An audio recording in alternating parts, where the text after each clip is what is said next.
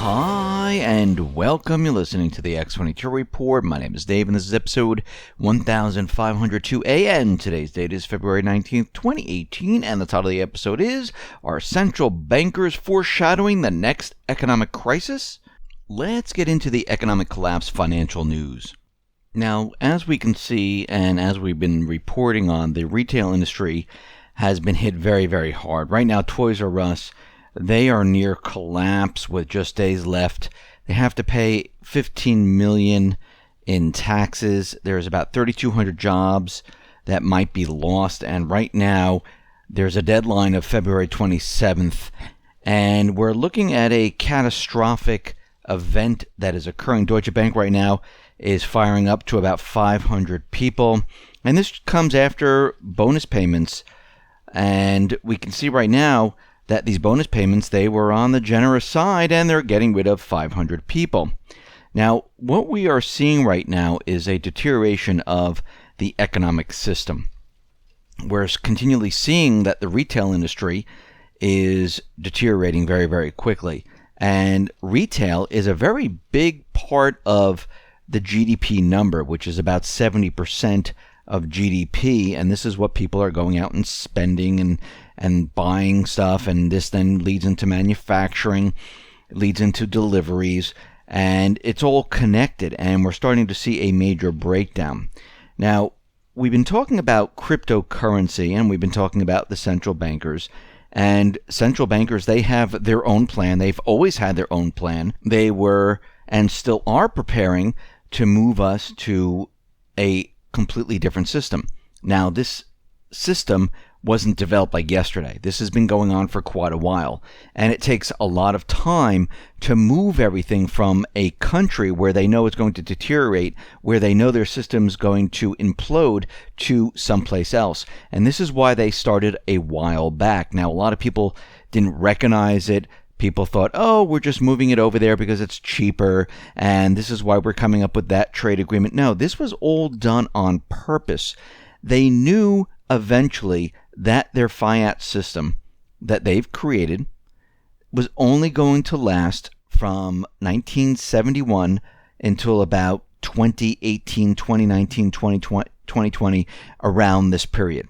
Then it would not be able to be sustained because they knew the value of the dollar would decrease. The debt levels around the world would be so high that it didn't matter if each country paid in. They wouldn't be able to pay this debt. They knew they needed to bring the interest rates down. And this crisis back in 2008, it looks like they needed that crisis to so they could create their stimulus packages. They had an excuse to bring down the interest rates because, think about it, if we didn't have that crisis, what would they do at that point? Could they say, hey, let's bring down the interest rates? No. Can we start stimulus? No. They needed a crisis. That's what they've done. They created a crisis back then, which allowed the governments to pass certain laws to allow the central banks to do what they've done.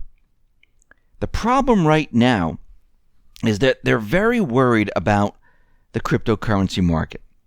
And a lot of people don't realize this, and it's almost like the internet when it was first born, where people are like, yeah, what's the internet? Who really cares? You can go surf it, and you can find things. There's search engines. Actually, there really wasn't. It was just like Yahoo, which was a directory search where they manually inputted different websites into their directory. But people didn't understand what this was going to be. People didn't understand how big it was going to be. People didn't understand that this was going to be used on their phone. People were going to shop using the internet, and they were going to be able to do almost pretty much everything on the internet. Today, cryptocurrencies is pretty much the same thing. People are not understanding what this really is. And this is a new currency system. This is a new currency system where it is completely electronic. It is a truth machine where every transaction can be traced and tracked down because it's built on ledgers. And all of this can be done without the central bank, without the banking system. And the central bankers right now, they realize that this is catching on, and this is why they've been demonizing it all along. And they're making it very volatile, where they're buying a lot of Bitcoin, they're selling it, And they're trying to make people think that, oh my God, you can't be in this because look how crazy it is. But what's happening is more and more people are looking at this going, maybe I should get in. I mean, JP Morgan came out with their Bible. We had the Biz, the IMF, the Fed, all saying that they're ready to push regulations. They're saying that criminals use it, terrorists use it, blah, blah, blah, blah, blah. And they keep doing this. Now, we see JP Morgan. They were out there once again. And the bank has claimed that Bitcoin will not be able to properly deal with a liquidity crisis in the event of an economic shock. Now, this is very interesting in this statement, because they're saying that cryptocurrency would not be able to deal with the next economic shock. Now, first of all, cryptocurrency, it's not the currency as of yet, and it's just another commodity right now, like gold, silver, and everything else. Why are they worried about this? And why are they talking about an economic shock? That's interesting in itself. In the U.S., when they're saying when such a shock has occurred, central banks will pump in additional cash into the economy to address declines in lending and spending in the private sector.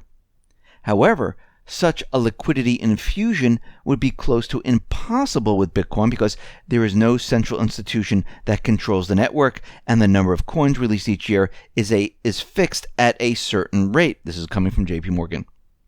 Now, let's think about what they're saying here.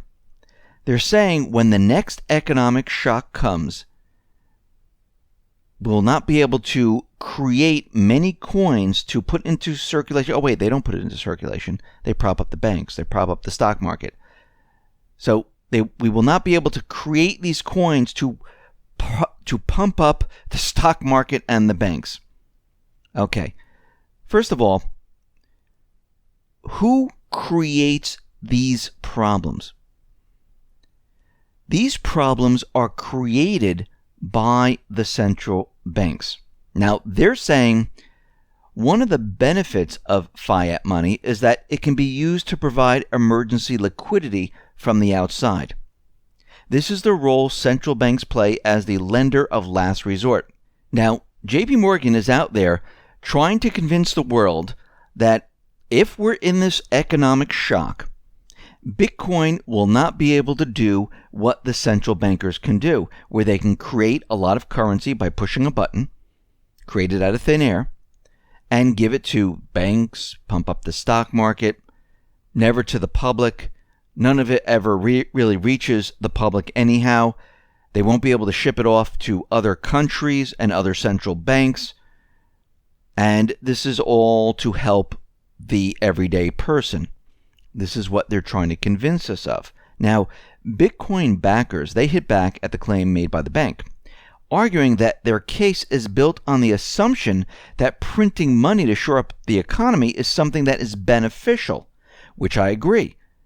They've created a lot of currency. Was it beneficial to the people? Most of the people are hurting right now. Most of the people can't find jobs. Most of the people are making less money now. Actually, the value of the dollar has decreased. Aaron Lasher, the chief marketing officer at cryptocurrency tech company Breadwallet, said, "This is a classic case of creating the problem you offer to solve and exactly why Bitcoin exists. Compare cryptocurrencies like Bitcoin, Ethereum, Litecoin on value, market cap, and supply for the last year. Why do we have the need for emergency liquidity in the first place? Because the central bankers actually create the entire problems that we are seeing today.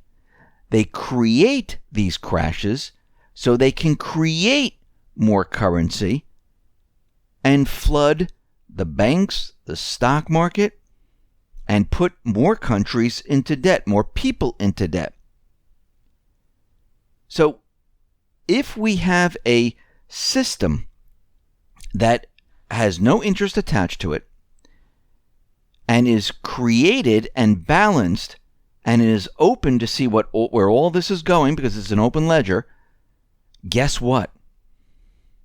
We won't have these types of problems.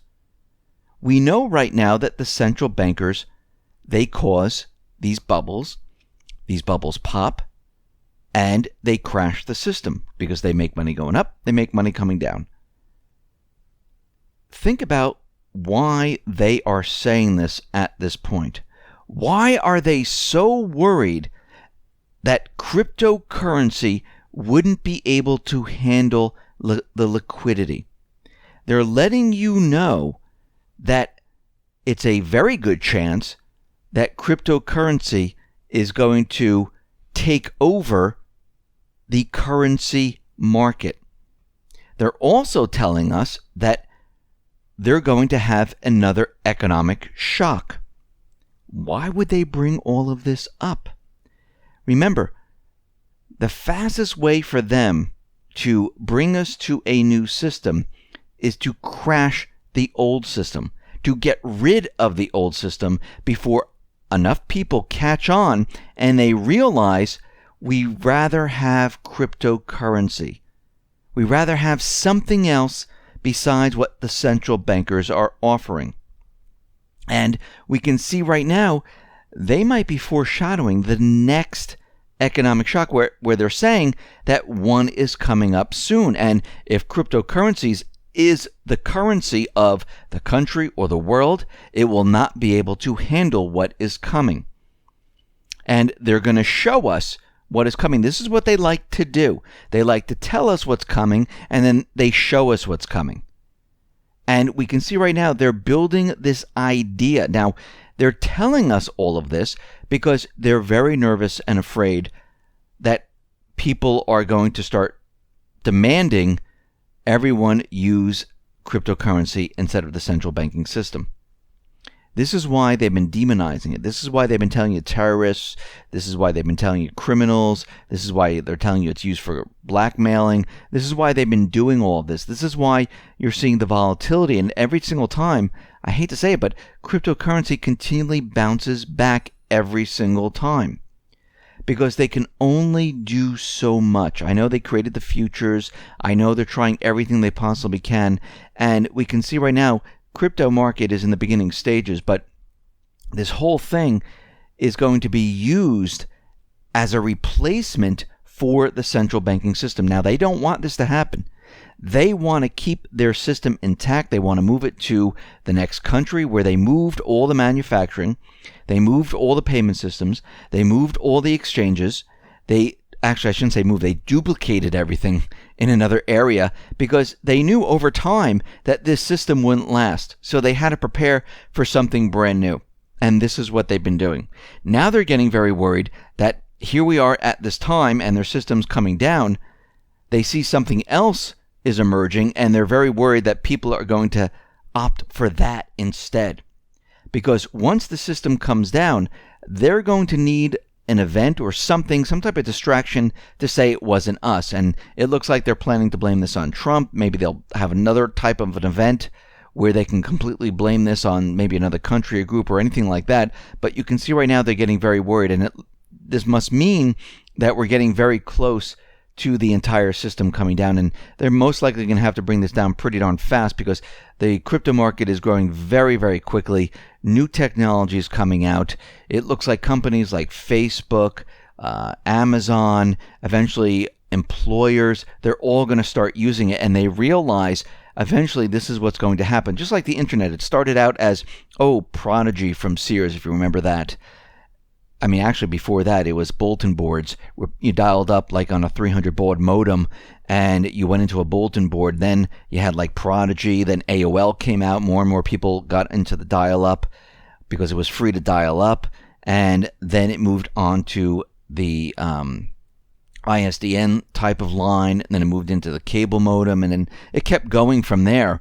And everyone was able to use it. And then we had the smartphones come out and all of a sudden it took off. And we're seeing the same thing happen right now, and it's moving very, very quickly. In the crypto market, what we're seeing is, yes, it started out with Bitcoin, but now you have Litecoin where Amazon and Facebook and many other corporations are looking at this where you can use this to pay for products.